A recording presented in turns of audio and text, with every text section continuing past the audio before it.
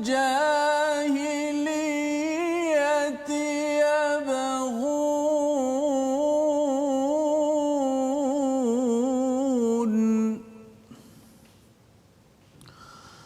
ومن أحسن من الله حكما لقوم يوقنون.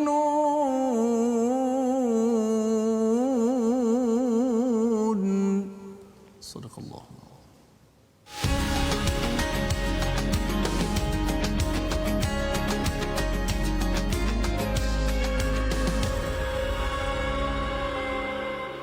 Assalamualaikum warahmatullahi wabarakatuh. Alhamdulillah wassalatu wassalamu ala Rasulillah wa ala alihi wa man wala syada la ilaha illallah syadana Muhammadan abduhu wa rasuluh.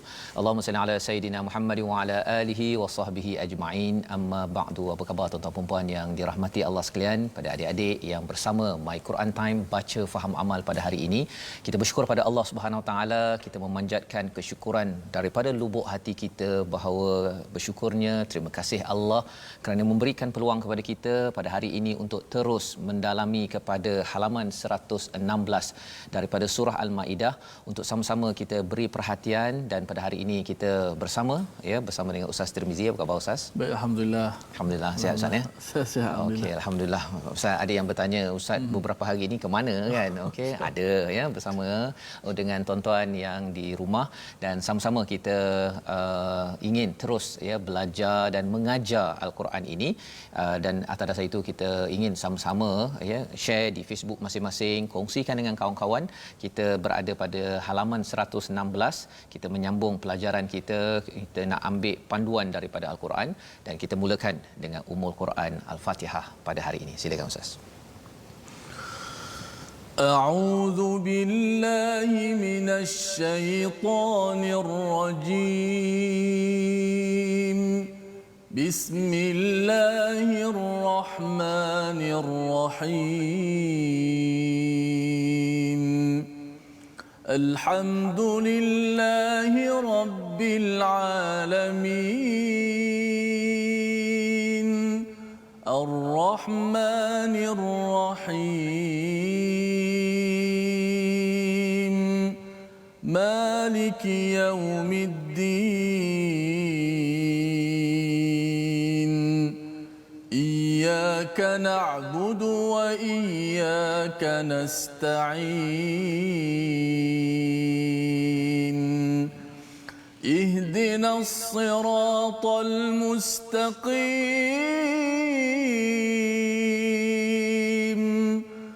Siratal ladzina an'amta 'alaihim ghairil maghdubi 'alaihim waladdallin.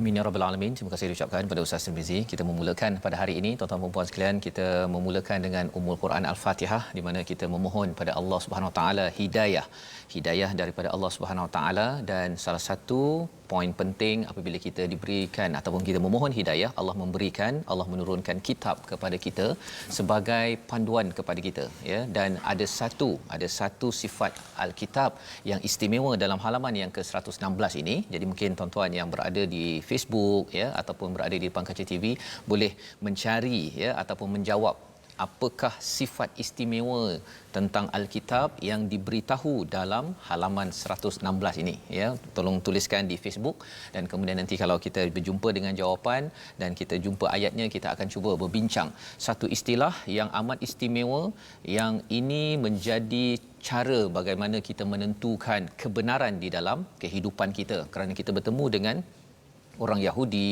orang Nasrani, mereka ada Taurat, ada Injil, kita ada Al-Quran.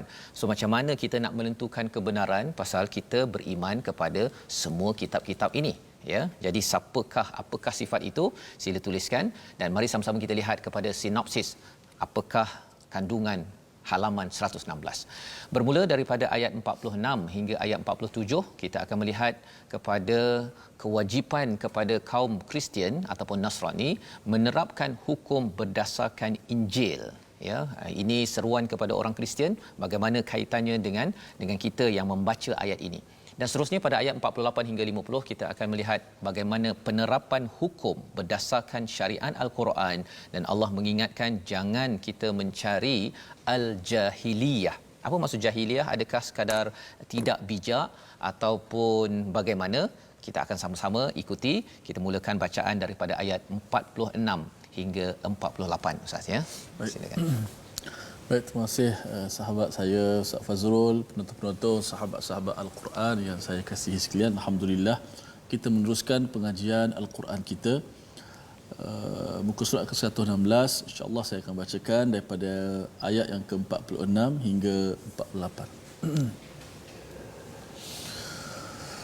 A'udzu billahi minasy syaithanir rajim. وقفينا على آثارهم بعيسى ابن مريم مصدقا لما بين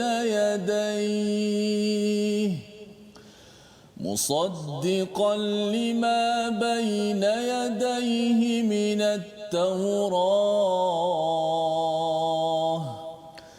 وآتيناه الإنجيل فيه هدى ونور ومصدقا لما بين يديه من التوراة وهدى وموعظة للمتقين وليحكم أهل الإنجيل بما أنزل الله فيه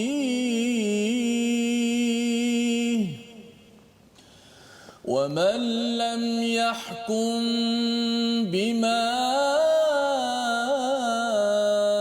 أنزل الله فأولئك هم الفاسقون وأنزلنا إليك الكتاب بالحق مصدقا لما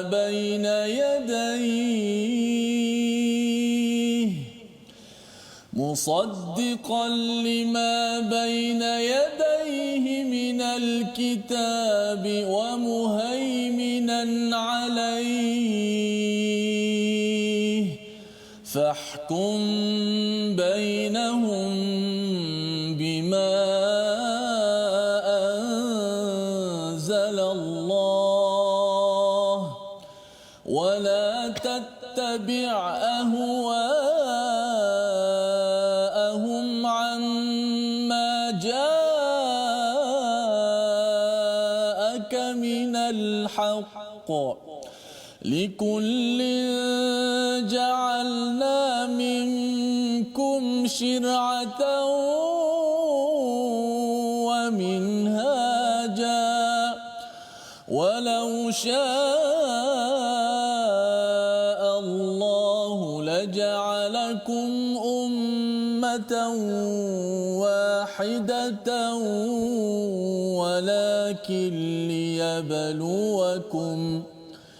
ولكن ليبلوكم فيما آتاكم فاستبقوا الخيرات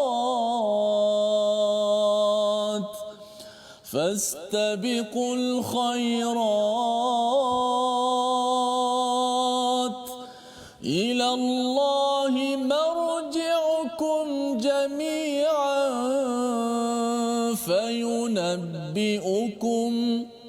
فينبئكم بما كنتم فيه تختلفون.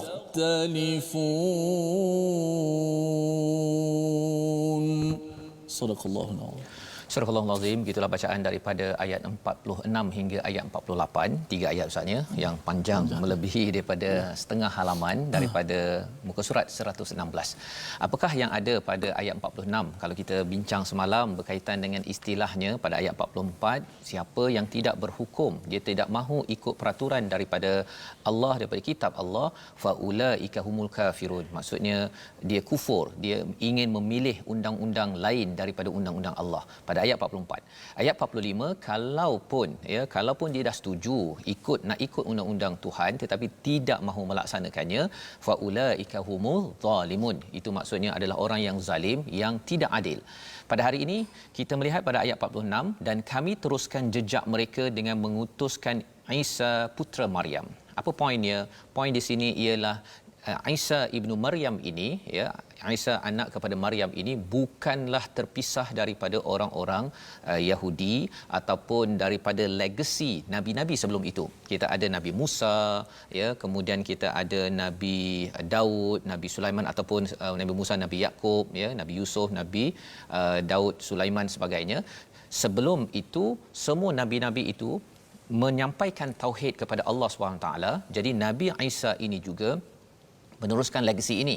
Allah menekankan perkara ini kepada orang Kristian, ya, kerana kepada orang Nasrani, kerana mereka merasakan orang Nasrani mengatakan Isa ini adalah anak Tuhan, ya, ataupun Isa ini tidak sama dengan orang-orang Bani Israel. Dan Bani Israel Yahudi pula kata kami ini tidak sama dengan Isa kerana Isa ini dituduh sebagai anak luar nikah dan ia bukan berkaitan dengan kami. Padahal sebenarnya ia adalah satu susu galur, ya, satu rantaian, dan diteruskan perjuangan tauhid itu oleh siapa? Oleh Nabi Muhammad sallallahu alaihi wasallam, musaddiqan lima baina yadayhi, membenarkan apa yang sebelumnya, minat Taurah, ya, minat Taurah iaitu daripada Taurat Nabi Musa. Dan di dalam Taurat ada apa, tuan-tuan sekalian? Ada perlembagaan ataupun undang-undang. Injil bukan perlembagaan, ya, dia adalah meneruskan sahaja. Wa atainahul injil fihi hudan wa nur wa musaddiqan lima baina yadayhi minat taurah wa hudan wa mau'izatan lil muttaqin. Apakah peranan Injil ini? Sebagai hidayah macam Taurat juga, sebagai nur, ya, dan juga ia menjadi hudan wa mau'izatan, petunjuk dan pengajaran nasihat kepada orang-orang yang bertakwa. Dalam ayat 46 ini menceritakan tentang peranan wahyu yang diteruskan risalahnya daripada nabi sebelum ini sampai Nabi Isa. Pelajaran untuk kita juga, dia akan diteruskan oleh Nabi Muhammad. Itulah yang kita imankan.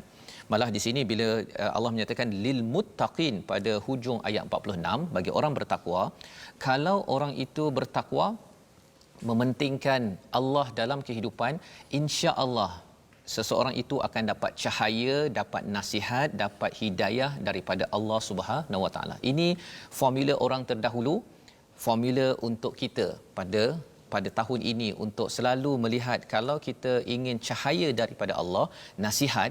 Kadang-kadang kita minta nasihat daripada kawan, Ustaz, ya. Kawan tu mungkin kata bahawa saya susah nak bagi nasihat. Saya pun sendiri ada buat masalah, ya.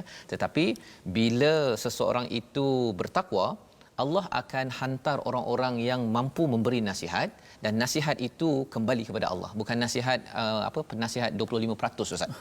Saya pernah dengar, ya, nasihat 25%, ya. Maksudnya dia beri nasihat sebenarnya ada udang di sebalik mi, ya, dan kalau boleh dia nak bosnya kena jual. Ini banyak penasihat konsultan 25% yang kita doakan agar tuan-tuan sebagai konsultan, sebagai penasihat, kita menasihati itu mesti ada asasnya di dalam Al-Quran. Kita tidak mahu jadi sebagaimana orang-orang terdahulu. Dan selepas itu pada ayat 47, wal yahkum ahlul injil, ya, dan hendaklah, ya, ahlul injil itu iaitu pengikut Injil, ya, orang Nasrani, sila berhukum dengan ahlul injil ataupun dengan Injil. Apa maksudnya? Kerana di dalam Al-Quran ini sebenarnya ia adalah satu lataif atau satu keseni Ustaz ya. Bercakap dengan orang Kristian kata tak perlu semestinya kamu masuk Islam dulu. Pasal kalau kita cakap Islam macam garang sangat. Kita kata okey fine, kalau kamu adalah orang Kristian, kalau kamu ikut Injil tapi ikut Injil betul-betul. Ya, istilah kat sini bima anzalallahu fi, seperti mana yang diturunkan, bukannya Injil yang telah diubah-ubah. Kalau betul-betul committed. Ya, jadi ini adalah satu seni dalam berinteraksi dengan orang Kristian ataupun kalau dengan orang Yahudi pun. Kalau nak kamu Yahudi betul-betul nak pegang kepada Taurat, pegang yang original. Bima anzalallahu fi. Kalau di dalam Injil ini. Wa man lam yahkum bima anzalallahu faulaika humul fasiqun.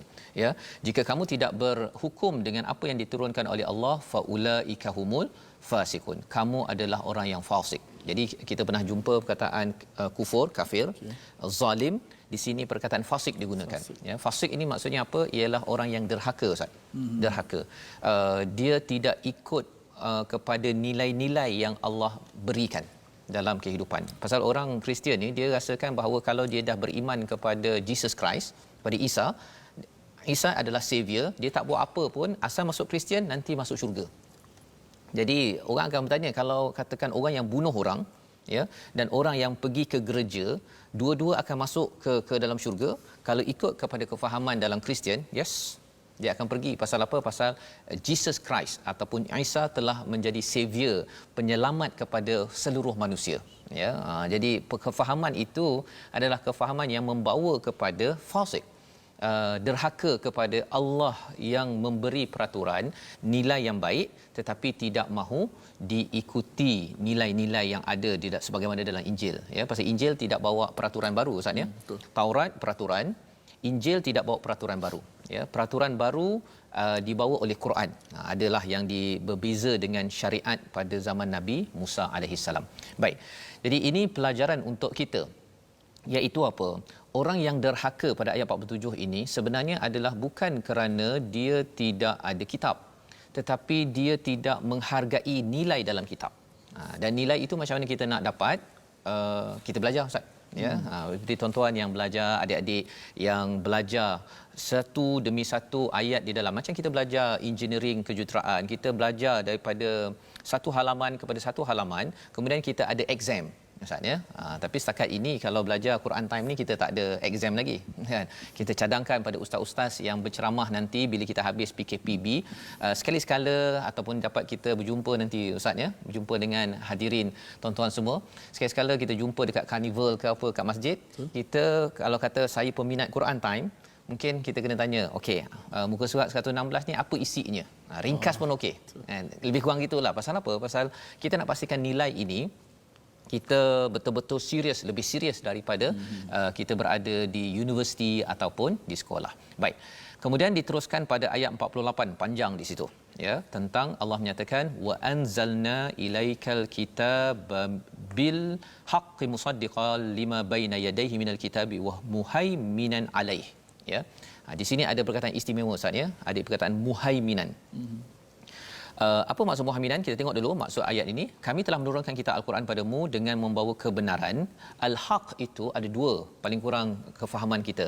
Satu dengan betul-betul kebenaran, ya, ada kebenaran dalamnya yang mutlak, dan yang kedua, Quran ini ada apa? Dia menunjukkan tujuan dalam hidup kita. Purpose, ya, tujuan dalam hidup kita, iaitu kita jadi hamba, kita hendaklah menuju pada Tuhan, menuju pada akhirat. Itu adalah al-haq yang tidak dapat dalam di dalam kitab-kitab bukan samawi, bukan daripada langit. Dalam Taurat ada, dalam Injil ada, tetapi tidak dalam kitab-kitab motivasi. Kalau kita pergi program motivasi biasa Ustaz ya, tak ada bercakap kita mesti menuju akhirat, tak ada. Tak ada. Dia kalau menuju akhirat mesti dia sama ada orang Kristian ataupun orang Yahudi ataupun orang Islam. Saya pernah ikut training dulu dekat LA di Los Angeles yang penceramahnya Yahudi. Dan dia berceramah-ceramah tu sampai ramai orang. Ada pakcik ini umur lebih kurang 60-70 tahun. Dia siap menangis lagi dalam program tu. Dan saya pun macam terkesan jugalah. Pasal apa? Pasal dia membawa balik pada Tuhan. Dan bila saya tengok balik, saya rasa macam dia yang ada Injil ataupun ada Bible yang dah diubah-ubah pun bersemangat begitu, saya sepatutnya kena bersemangat lagi menyampaikan mesej ini. Dan kita, tuan-tuan yang berada di rumah, kita perlu jadi lebih bersemangat daripada orang Yahudi ataupun Kristian yang menjadi penceramah di mana-mana, bersungguh sampai ke pedalaman untuk menyampaikan bukan kebenaran. Ya, dia ada kebenaran sikit, yang lain tu telah diubah-ubah. Dan di sini istilah yang Allah nyatakan wa muhaiminan alaih. Ya, apa maksud muhaiminan? Muhaimin ini, ya, maksudnya ialah melindungi. Ya, di dalam Al-Quran muhaiminan ini ada dua penggunaan, Ustaz. Satu nama Allah, dan yang keduanya nama bagi Al-Quran. Ya, iaitu menjaga apa yang ada pada kitab-kitab sebelum ini. Jadi kalau ada yang kata sebenarnya saya kena baca Quran ke saya kena baca Bible ataupun Injil ataupun Taurat untuk menentukan kebenaran, Quran ini sifatnya muhaiminan. Dia yang menjaga kebenaran kitab-kitab terdahulu. Bukan kitab terdahulu kita baca macam ada cerita pasal Solomon, pasal Sulaiman, kita rasa macam ni, kita tengok dalam Quran tak ada pun dalam Quran, kita kata Quran tak betul. Bukan begitu. Quran ini sebagai penentu, muhaimin, ya, yang menjaga kebenaran kitab-kitab terdahulu. Jadi kalau kita baca Quran, kalau kita tengok maklumatnya itu dalam Taurat, dia sejarah, Ustaz, ya, detail, ya.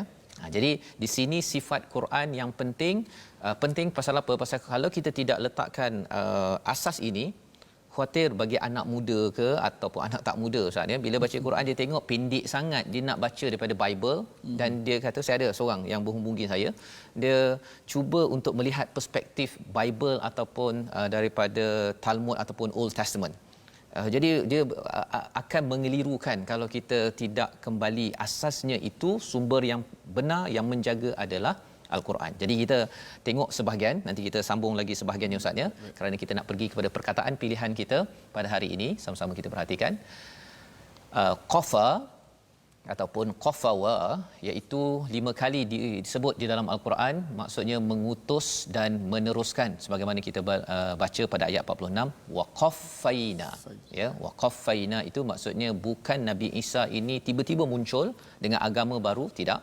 Meneruskan legasi nabi-nabi terdahulu membawa tauhid, dan Nabi Isa ini kita beriman dia diteruskan oleh Nabi Muhammad. Jadi agama tauhid Islam yang kita anuti sekarang adalah tauhid yang sama pada Nabi Isa, tauhid yang sama pada Nabi Musa, dan inilah keimanan kita yang sejahtera, yang jelas, agar kita tak rasa bahawa kita ni terasing daripada Nabi Ibrahim, Ustaz, ya. Jadi kita berehat sebentar. Kita sambung balik selepas ini mendengar daripada Ustaz, ya, Ustaz, perkongsian bacaan, ya, tajwid. Kita berehat, My Quran Time, baca, faham, amal, insya-Allah.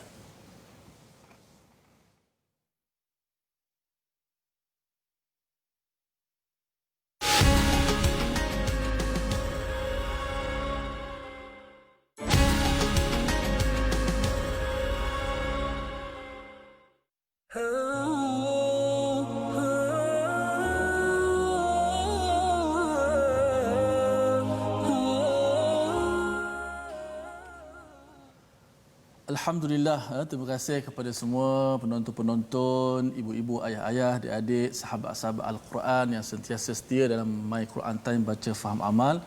Banyak komen-komen di Facebook, ada yang menonton di televisyen. Terus kita sebarkan ilmu Al-Quran ini. Begitu hebat kita lihat mukjizat yang agung yang berupa ilmu ini, dan sudah pasti ilmu itu akan mengeluarkan manusia daripada kegelapan. Kita dengar bagaimana hukum syariat yang turun ni sebenarnya mendidik kita semua, mendidik kita dalam menghadapi ujian dalam kehidupan, dan mengajar kepada kita nilai-nilai amanah kita terhadap kehidupan diri kita ini untuk kita bertemu dengan Allah Subhanahu Wa Taala. Sebab kalau kita nak mengharapkan ilmu kita duduk atas dunia ni, tak ke mana, Ustaz, tak ke mana ilmu kita ni, memang tak lagi mana. Tapi kita ikut ilmu Allah, panduan daripada ilahi ni, insya-Allah kita akan selamat. Dunia semua akan, atas dunia ni akan selamat, dan insya-Allah membawa kepada kebaikan kepada semua seluruhnya, insya-Allah. Baik, seperti biasa, tajuk kita pada hari ini kita nak membicarakan sifat-sifat tunggal. Sifat-sifat tunggal. Dulu ni kita dah belajar sifat yang berlawanan, kan? Sekarang kita belajar sifat tunggal. Ada 7 sifat tunggal, baki yang ke-11. Okey, yang ke-11 maksudnya sifat tunggal yang pertama. Ada 7. Yang pertama, ya, nombor 11, iaitu sifat safir disebut. Apa maksud safir? Safir ni maksud siulan ataupun suara berdesir bila sebut. Desir macam mana pula tu?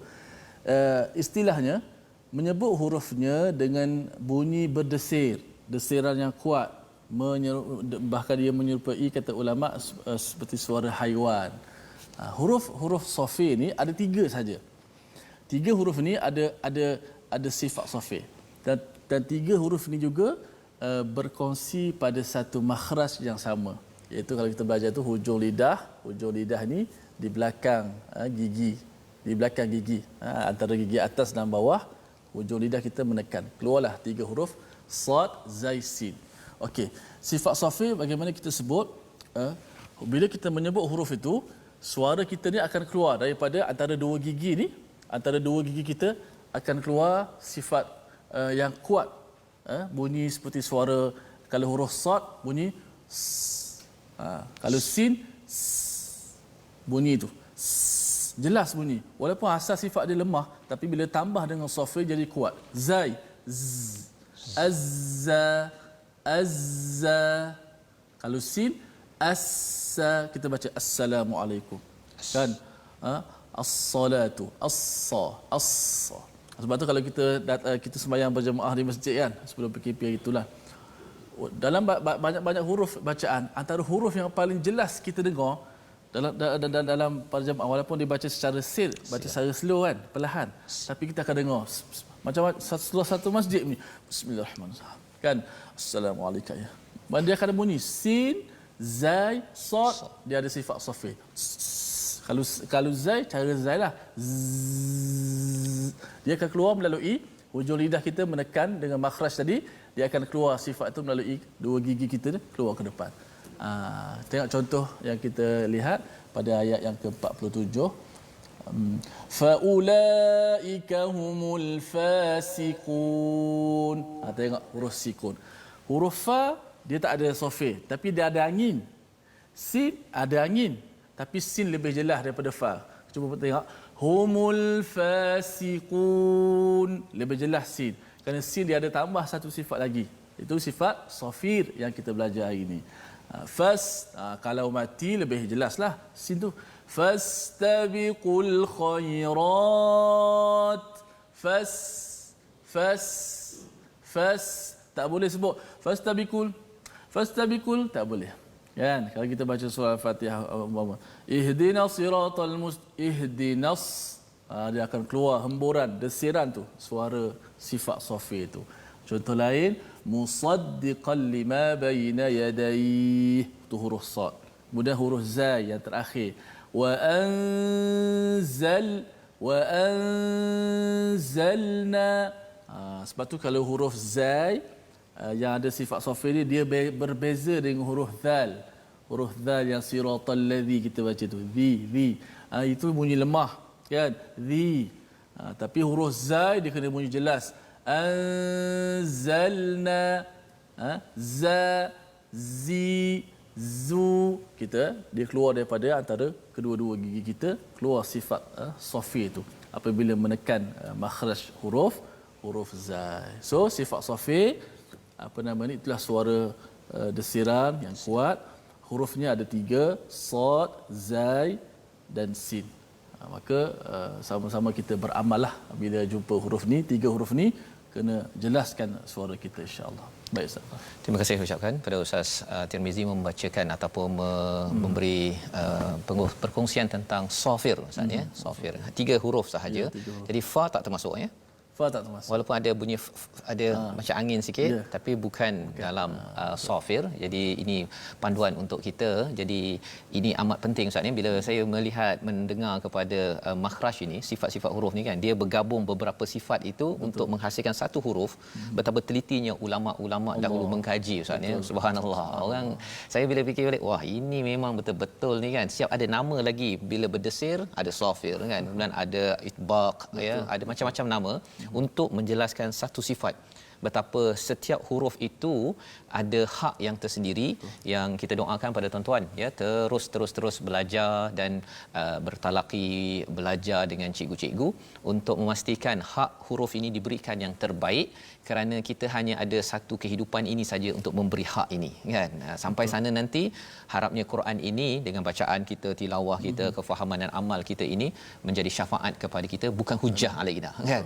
Nanti Quran cakap balik dahlah baca jarang-jarang, kemudian hurufnya pun tidak diberikan hak kerana tidak kita belajar bersama. Jadi ini adalah ruang, dan ini jugalah yang kita lihat kalau di ayat 48 tadi, di tengah-tengah tadi ada istilahnya wa muhaiminan alai fahkum bainahum bima anzalallah. Berhukumlah dengan di antara mereka dengan apa yang telah diturunkan oleh Allah Subhanahu Wa Taala. Perkataan fahkum itu satu, berhukum, tapi yang keduanya ialah daripada hukum ini membawa kepada perkataan hikmah, Ustaz. Ya. Jadi bila Ustaz cakap tadi, kalau kita harap ilmu kita sahaja, kita hidup pun tak sampai 60-70 tahun. Betul. Takkanlah kita nak langgar dinding setiap masa, ya. Baik kita ambil hikmah daripada Allah SWT. Dan kalau kita nak ambil wisdom daripada Allah, kita kena berhukum, ya, hukum dengan hikmah daripada kata akal yang sama. Nak jadi bijak, cepat-cepat kita berhukum dengan apa yang Allah tinggalkan atau turunkan.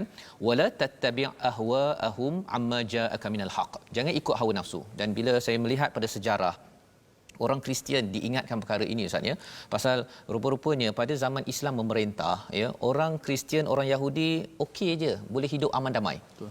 Itu adalah kaedah pemerintahan Islam dalam sejarah, ya, dalam sejarah. Dia tidak ada menekan agama lain, ya. Silakan untuk beragama masing-masing, kita tidak ada paksaan, ya. Syaratnya ikut peraturan ataupun menghormati keadaan semasa.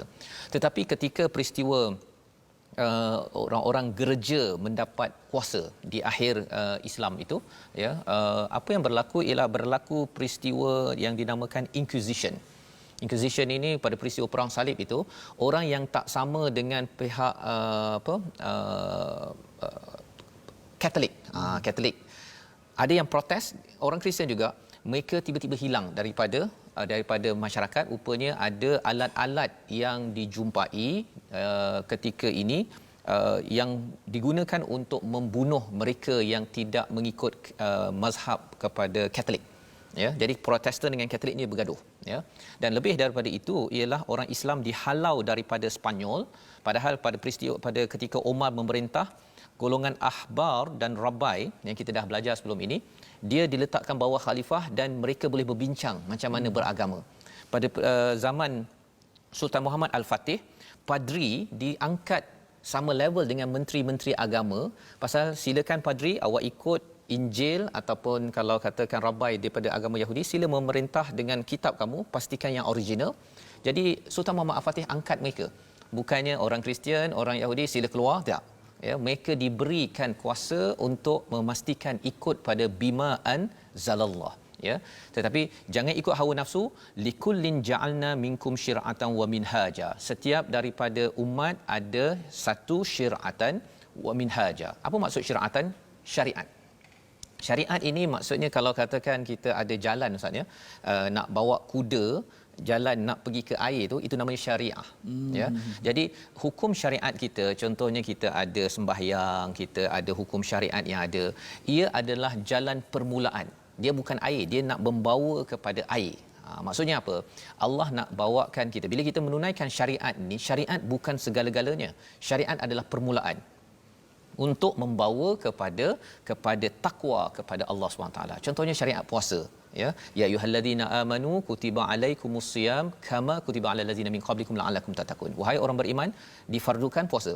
Puasa itu syariat, agar nanti bila kita dah berpuasa, ia adalah sebagai permulaan jalan nak bawa kita kepada takwa, dan takwa inilah yang menyebabkan kita akan dibantu, kita akan bersifat adil dalam kehidupan. Dan satu lagi, wa minhaja ini maksudnya ialah jalan agama, ya, method, ya, kaedah. Dan ini ditunjukkan oleh Nabi tunjukkan kaedah demi kaedah. Ada syariat, Tapi dalam hidup ini ada kaedah demi kaedah untuk membawa kepada kejayaan dalam kehidupan. Jadi bagi setiap umat, Nabi Musa ada syariat, ada manhaj yang berbeza. Ya, bagi Nabi Muhammad ada syariat, manhaj yang sedikit berbeza. Walau syaa Allahu la ja'alakum ummatan wahidah. Allah boleh jadikan kita ini satu umat. Walakin liyabluwakum fima atakum. Allah sebenarnya nak uji kita. Adakah orang Yahudi sanggup menerima syariat yang Allah turunkan? Bila dah turun Quran ini, okey, saya ikut pada Allah cakap. Bukannya asabiyah kepada pasal ini dah saya praktikkan, saya tak nak ubah. Dan ini juga yang perlu kita yang lahir Islam, tuan-tuan sekalian, ya, kena ingat. Mungkin ada yang kata bahawa saya ni dah biasa dengan buat A B C, ya, baca Quran, tapi ataupun saya yang penting khatam Quran, mungkin dah biasa. Tetapi kita tengok, oh, rupanya kena baca dengan betul, contohnya. Tuan-tuanlah yang mengubah, ya, ikut kepada apa yang diperlukan. Kerana ini adalah ujian. Dan apakah yang perlu diberi perhatian? Fastabiqul khairat. Berlumba kepada kebaikan, kerana semua daripada Nabi Adam, umat Nabi Musa, umat Nabi Nuh, semuanya akan dikumpulkan ila Allahi marji'ukum jami'a fayunabbi'ukum bima kuntum fihi tahtalifun. Ada orang cakap, ustaz, ya, ada orang cakap bahawa kalau orang Yahudi itu cakap bahawa Nabi Muhammad ni turun daripada bukan Bani Israel. Rasulullah ini pemecah umat. Tapi sebenarnya yang berpecah adalah manusia. Ya, kalau kita ikut pada Allah, Nabi Ibrahim, Nabi Musa, Nabi Yusuf, Nabi Daud, Nabi Isa, Nabi Muhammad, kita semuanya pada satu jalan. Jadi ini yang Allah ingatkan sekali lagi pada ayat yang ke-49 dan ayat 50 penegasannya. Jom kita sambung bacaan kita, insya-Allah.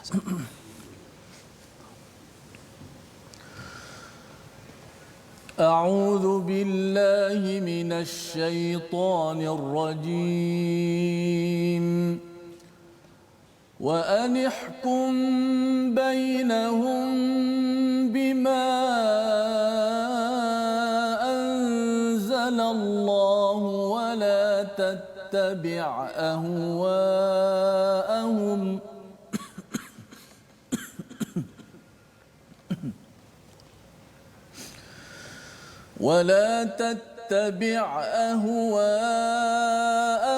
واحذرهم أن يفتنوك عن بعض ما أنزل الله إليك فإن تولوا فاعلم أنما يريد الله أن يصيبهم ببعض ذنوبهم وإن كثيرا من الناس لفاسقون صدق الله العظيم. Kita melihat dahulu daripada ayat 49 ini, dan hendaklah engkau memutuskan perkara di antara mereka mengikut apa yang diturunkan Allah, dan janganlah engkau ikuti hawa nafsu mereka. Sekali lagi diingatkan kepada kita berhukum dengan apa yang Allah turunkan. Maksudnya sumber daripada Allah, tak kisahlah, ya. Maksudnya kalau katakan daripada Nabi Musa ada Taurat ataupun ada Injil, ya, dan terus kepada Al-Quran, itu semuanya adalah daripada Tuhan yang sama. Semua ini membawa kepada tauhid. Itu penting untuk kita faham, ya. Pasal apa? Pasal bila kita bertauhid, kita tidak akan jadi asabiyah. Tidak asabiyah. Asalkan datang daripada Allah yang benar, kita akan beriman. Wala tattabi' ahwa'ahum wahdharhum an yaftinuka an ba'di ma anzalallahu ilaik, ya, iaitu jangan ikut hawa nafsu dan berjaga-jaga daripada orang yang cuba untuk menyelewengkan, ya, daripada apa yang diturunkan oleh Allah. Fa in tawallau, ya, jika mereka berpaling, fa'lam annama yuridullahu an yusibahum bi ba'di zunubihim. Ini ayat yang amat penting, ustaz, ya. Untuk kita lihat bahawa sebenarnya ini ayat yang turun bila Islam dah menang. Islam dah menang, ya. Dan walaupun Islam dah menang, ada lagi orang yang berpaling, ya. Fa in tawallau, Allah kata kalau ada orang berpaling, ketahuilah Allah inginkan yusibahum bi ba'di zunubihim, iaitu Allah ingin memberi musibah, ujian kerana sebahagian dosa.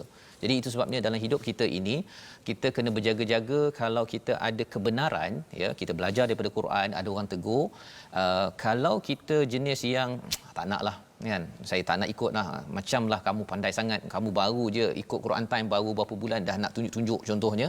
Sebenarnya orang yang tawallau itu Allah sedang menguji kerana dosanya.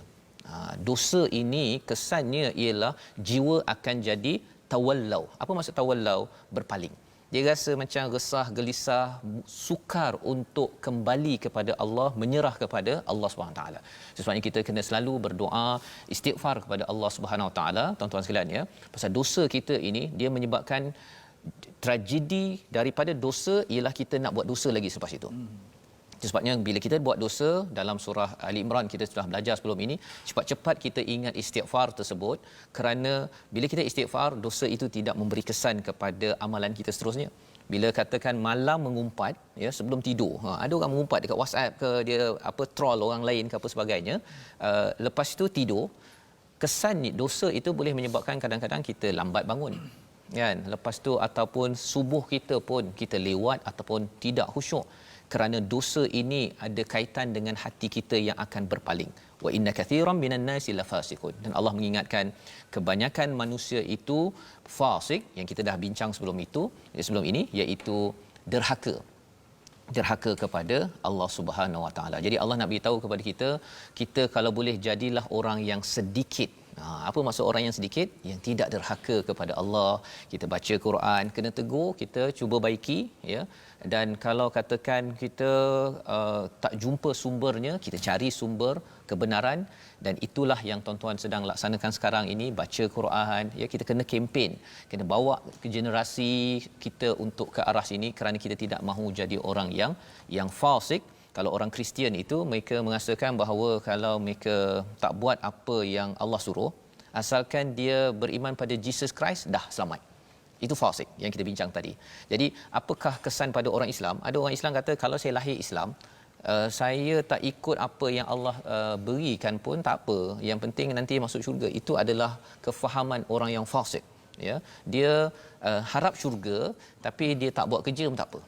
Itu yang kita tak nak. Dan Allah ingatkan sekali lagi pada ayat 50, peringatan yang berat, yang penting agar kita yakin pada Allah SWT. Jom kita baca ayat 50 bersama, Ustaz, ya. Masya-Allah. Okey. A'udzubillahi minasyaitanir rajim. Afa hukmal jahiliyyati yabghun أفحكم الجاهلية يبغون ومن أحسن من الله حكما لقوم يوقنون صدق الله العظيم. Surah Al-Allahul Azim ayat 50. Adakah hukum jahiliah yang mereka ingini? Hukum siapakah yang lebih baik daripada hukum Allah bagi orang-orang yang meyakini agamanya? Jadi bila bercakap tentang afa hukmal jahiliyati yabghun, perkataan jahiliah ni biasanya orang cakap tidak bijak, Ustaz, ya. Tapi lebih daripada itu ialah bab emosi yang tidak bijak. Mengikut perasaan, tidak terkawal, mengikut pada hawa nafsu. Dan istilah yabghun ini dicari-cari, ya, dan dicari bersungguh-sungguh. Jadi mungkin ada yang kata bahawa sekarang ini saya dah pandai, belajar tinggi. Kadang-kadang memang orang tu bijak dari segi inteleknya, tetapi hukum yang dia ambil hukum bukan daripada Allah. Wisdom ataupun kebijaksanaan itu bukan daripada Allah, maksudnya orang itu belum lagi bijak. Ya, walaupun tinggi belajar, ya, saya ada kongsi sebelum ni, Ustaz, ya, pensyarah saya dulu, dia kata bahawa dia sekarang ni anak dia ada 2 saja. Dia kata dia tak perlu anak ramai. Dia kata pasal orang dulu anak ramai pasal nak pergi bantu bercucuk tanam, nak bertani. Zaman agricultural, zaman pertanian. Jadi zaman sekarang ni tak payah anak ramai-ramai, 2 cukup, susahkan je. Ini profesor yang dapat anugerah di US, tapi cakap begitu ketika borak-borak, saya pun fikir kan. Tapi nak menunjukkan apa? Kefahaman jahiliyah ini, ya, ia adalah satu perkara yang akan berulang saja, ya.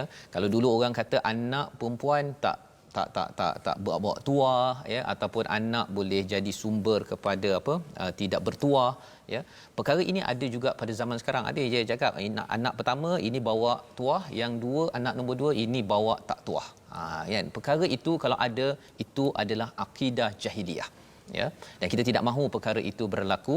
Waman ahsanu minallahi hukman liqaumin yuqinun. Siapa lagi hukum yang lebih baik daripada, yang lebih baik, yang terbaik berbanding dengan sumber daripada Allah Subhanahu taala. Jadi ini membawa kita kepada kesimpulan situasi kita.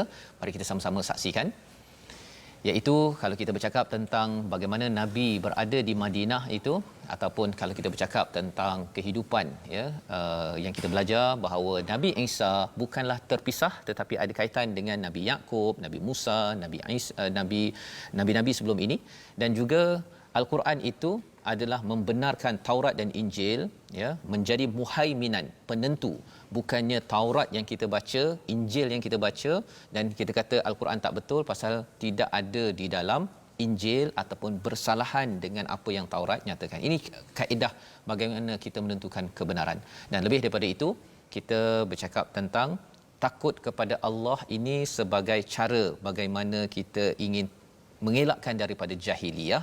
Kerana jahiliyah ini kesannya memberi kesan pada cara berfikir ya, memberi kesan kepada cara kita membuat keputusan dalam kehidupan seharian, sehingga kan budaya consumerism adalah satu perkara yang dulu dicanangkan walaupun terlibat dengan riba. Kita tidak mahu perkara itu juga berulang pada zaman sekarang. Kita doa sama-sama pada Allah SWT.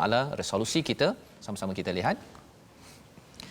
Yang pertama, jadikan Al-Quran sebagai perlembagaan hidup agar tidak digelar fasik ya. Yang kedua, bersegera dalam meraih peluang kebaikan. Dan yang ketiga, jauhi cara fikir jahiliah dengan mendalami perundangan dan nilai Al-Quran. Silakan Ustaz, kita berdoa bersama. Bismillahirrahmanirrahim. Alhamdulillahirabbil alamin, wassalatu wassalamu ala asyrafil anbiya'i wal mursalin wa ala alihi wa sahbihi ajma'in. Ya Allah, Tuhan kami, janganlah Kau biarkan kami dalam keadaan kesakitan ya Allah, kecuali Kau berikanlah kepada kami kesembuhan ya Allah. Ya Allah, janganlah Kau biarkan kami dalam keadaan kami jahil ya Allah, kecuali Kau berikanlah kami ilmu pengetahuan yang bermanfaat ya Allah.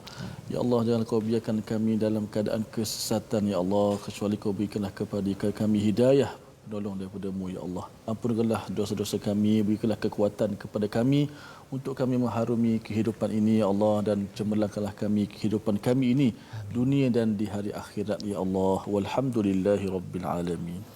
Amin ya rabbal alamin. Moga-moga Allah mengabulkan doa kita Ustaz ya, dan Ustaz terus sihat ya. Kita doakan saya sihat, pada tuan-tuan yang berada di rumah terus sihat, mendalami hidayah daripada Allah dan menyebarkannya. Ini yang kita ingin sampaikan dalam tabung gerakan Al-Quran sebagai satu usaha tuan-tuan bergabung, memberi sumbangan pada nombor yang tertera, kerana kita nak memastikan bahawa masyarakat yang ada sekarang ini kembali mengambil kebijaksanaan ya, hukum daripada Allah. Biasa orang cakap hukum ini adalah garang, tetapi sebenarnya hukum Allah adalah kebijaksanaan daripada Allah, membawa kita daripada sini sampai ke syurga. Kita bertemu lagi dalam ulangan pada jam 5 petang, pada jam 10 malam dan juga 6 pagi. Rancangan ini dibawakan oleh Mufas yang mendoakan tuan-tuan agar terus kita berhukum dengan kebijaksanaan, bukan daripada kita ni tak berapa bijak, kita ambil panduan kebijaksanaan daripada Allah Subhanahu Wa Taala. Bertemu lagi My Quran Time, baca, faham, amal insya-Allah.